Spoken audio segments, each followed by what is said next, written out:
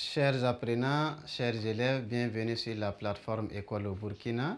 Je réponds au nom de Konfé Moumini, je suis professeur certifié des lycées et collèges, option Histoire-Géographie. Au cours de cette séance, je vais m'entretenir avec vous pour le palier numéro 2, la leçon numéro 1 du chapitre 1 du palier numéro 2 de géographie pour la classe de la terminale D. Donc, soyez attentifs pour mieux suivre le déroulement de la leçon, de l'introduction jusqu'à la conclusion. Une leçon très riche et qui aborde une grande puissance comme les États-Unis d'Amérique. Donc, palier numéro 2. Chapitre 1, les deux grandes puissances mondiales, leçon numéro 1, les États-Unis d'Amérique. Donc, palier 2, chapitre 1, les deux grandes puissances mondiales.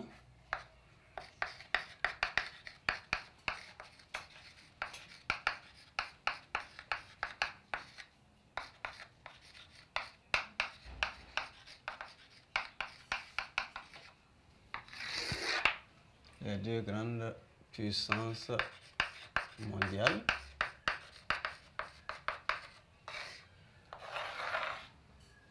Leçon numéro 1, ou leçon 1, les États-Unis d'Amérique. Introduction.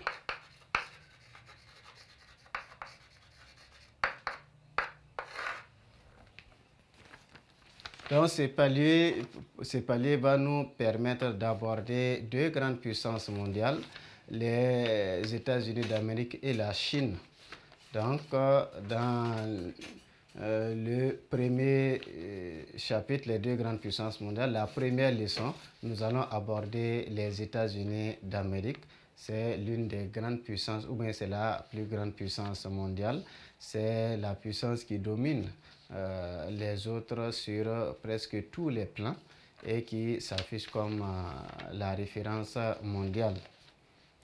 Donc, en guise d'introduction, nous pouvons dire que les États-Unis, c'est un vaste territoire avec 50 États, un territoire compte tenu de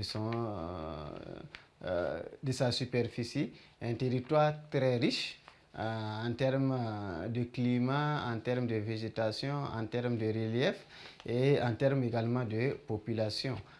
Plus de 9 millions de kilomètres carrés avec une population estimée à plus de 300 millions d'habitants et une population dynamique, une population qui est très mobile et une population également qui regorge une main-d'œuvre très bien qualifiée, formée dans des écoles de référence et qui contribue à la puissance américaine. C'est une population également cosmopolite, comme on le dit, et venant de divers horizons. Donc, au cours de cette leçon, nous allons voir les atouts et les contraintes du milieu naturel des États-Unis pour son développement. Nous allons également voir les atouts et les contraintes de la population. Nous allons parler aussi des forces et des faiblesses du système économique des États-Unis. Et pour finir, nous allons aborder l'influence des États-Unis dans le monde. Dans quel domaine les États-Unis influencent le monde sur le plan culturel, sur le plan économique, sur le plan militaire, sur le plan économique, ainsi de suite. Donc voici la leçon de façon très résumée. Donc en grand 1, nous allons voir les atouts et les contraintes du milieu naturel des États-Unis sur son développement. Donc grand 1, les atouts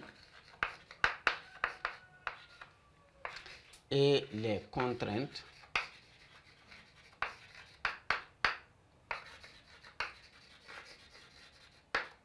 du milieu naturel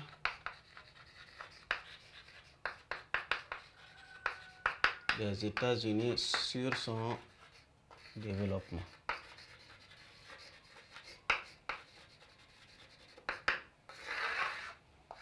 Les atouts et les contraintes du milieu naturel des États-Unis sur son développement. En petit 1, nous allons voir les atouts du milieu naturel pour son développement. Les atouts du milieu naturel des États-Unis.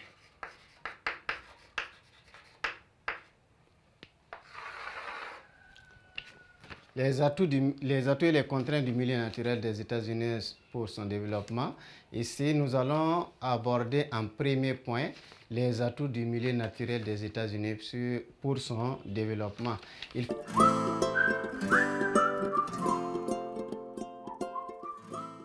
faut reconnaître que le milieu naturel américain est très riche, très varié et qui regorge de nombreuses ressources facilitant le développement du pays. C'est sur le plan du relief. Nous avons un relief très diversifié allant des grandes élévations comme les Rocheuses, les Appalaches, jusqu'au niveau des altitudes les plus basses avec les plaines ainsi de suite. Donc on a un relief très riche et diversifié. Relief très riche et diversifié. Une diversité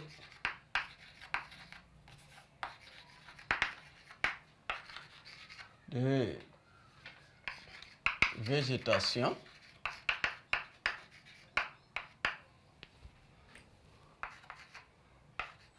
Plusieurs types de climats.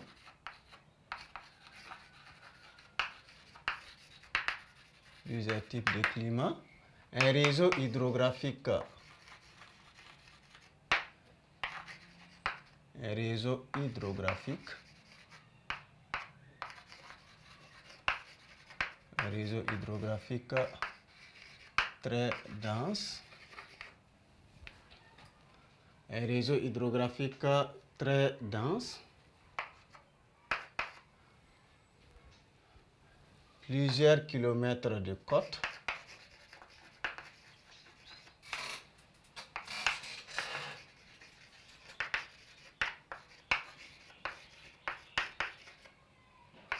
Large ouverture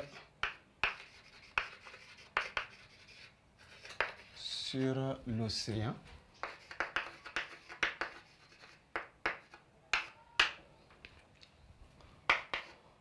Diversité de sols.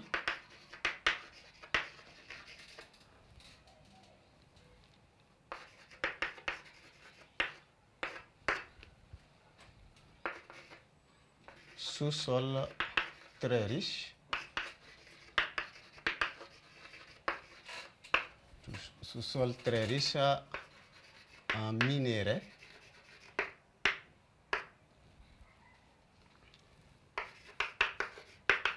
Et d'autres ressources.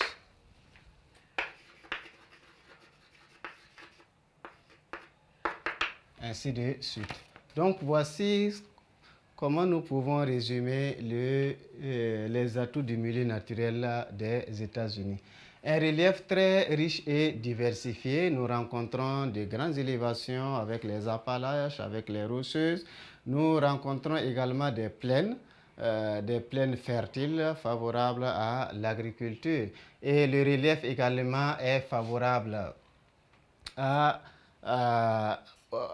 l'activité touristique, mais aussi regorge de nombreuses richesses naturelles permettant le fonctionnement des unités industrielles, ainsi de suite.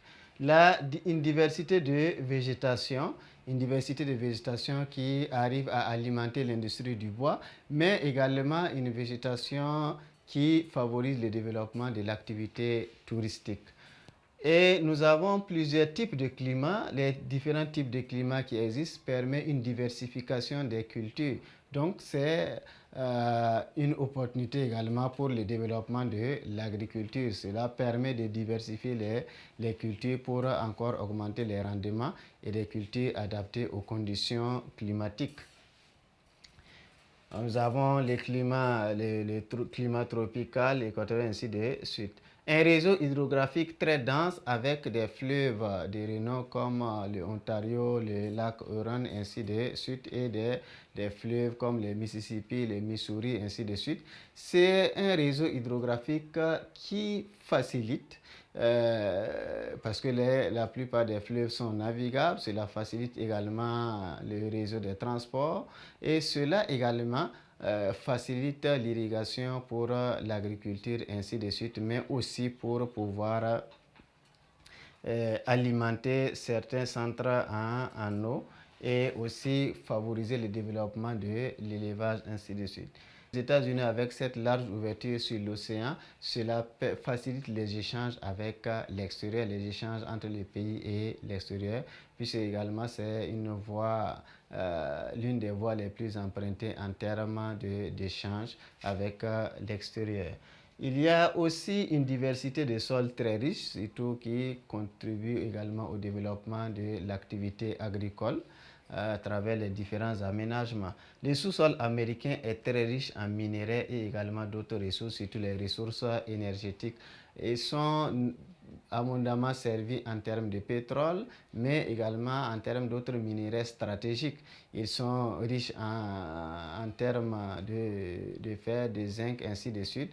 Compte tenu de l'étendue du territoire, ils ont un sous-sol très fourni en termes de minerais de tout genre, même si ils ne les exploitent pas comme ça, il va falloir travailler à pérenniser cela pour les générations futures. Donc on part chercher ailleurs pour toujours renforcer les réserves américaines.